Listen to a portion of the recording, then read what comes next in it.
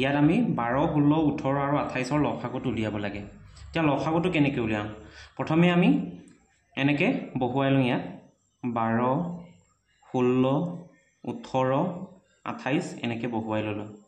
এতিয়া এইবোৰক আমি কি কৰিম মৌলিক সংখ্যাৰে আমি হৰণ কৰিম আটাইতকৈ সৰু মৌলিক সংখ্যাটোৰ পৰা হৰণ কৰিম আৰু তাৰ পিছত হেতুৰে যদি নোৱাৰো তাতকৈ ডাঙৰটোৰ লগত হৰণ কৰিম যদি হেতুৰে নোৱাৰিম যদি তাতকৈ ডাঙৰটোৰে হৰণ কৰিম এতিয়া প্ৰথম সৰু মৌলিক সংখ্যা 2 এৰে আমি এই গুটেইখিনি হৰণ কৰিম ইয়াক 12 2 এৰে হৰণ কৰিলে আমি কিমান পাম 6 পাম এটো 6 টো মই ইয়াত লিখিলো অৰ্থাৎ এই 12 2 এৰে হৰণ কৰি যিমান পাম এটো ইয়াত লিখিলো 16 2 এৰে হৰণ কৰি যিমান পাম এটো ইয়াত লিখিম কিমান পাম 8 পাম আৰু 18 2 এৰে হৰণ কৰিলে 9 পাম আৰু 28 2 এৰে হৰণ কৰিলে আমি কি পাম 14 পাম এতিয়াও আমি 2 এৰে হৰণ কৰিব পাৰো কাৰণে এতিয়াও আমি কি কৰিম 2 এৰে হৰণ কৰিম 6 2 এৰে হৰণ কৰিলে 3 পাম 8 2 এৰে হৰণ কৰিলে 4 পাম আৰু এই 9 আমি 2 এৰে হৰণ কৰিব নোৱাৰো গতিকে যদি হৰণ কৰিব নোৱাৰো হি গুটে সংখ্যাটোৱে নামি আহিব ইয়াত এনেকৈ লিখিব লাগিব আৰু এটো 14ক আমি 2 এৰে হৰণ কৰিব পাৰো কাৰণে আমি কি কৰিম এটো হৰণ কৰিম 7 পাম এতিয়াও আমাৰ 4 আছে 4কো আমি কি কৰিব পাৰো 2 এৰে হৰণ কৰিব পাৰো কাৰণে আমি হেতুৰে হৰণ কৰিয়ে দিম যি এই 3টোক এতিয়া হৰণ কৰিব নোৱাৰো এটো 3টো লিখি দিম এটো 2 হৰণ কৰিব পাৰো কাৰণে হৰণ কৰিলে কিমান পাম 2 পাম আৰু 9 হৰণ কৰিব নোৱাৰো এটো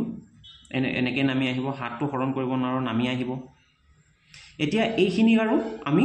2 এৰে হৰণ কৰিব নোৱাৰো এইখিনি 2 থাকি যাব এটো 2 নিজে মৌলিক সংখ্যা হয় গতিকে আমি এটো এনেকৈ থৈ দিম এতিয়া আমি কি কৰিম 2তকৈ ডাঙৰ মৌলিক সংখ্যাটো কি 3 ৰে হৰণ কৰিম 3 গুণ 3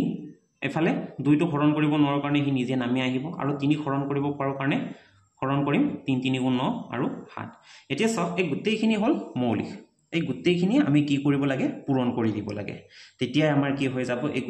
12 16 18 আৰু 28ৰ লসাগুটো আমি পাই যাম গতিকে লসাগু 12 16 18 28 সমান কিমান হ'ব 2 পূৰণ 2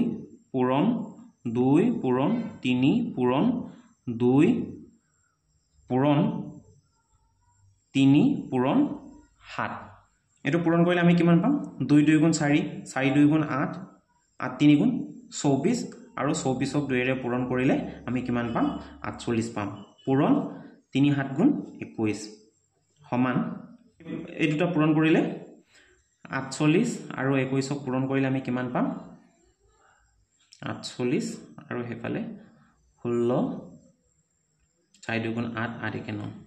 8 0 10 অৰ্থাৎ 1008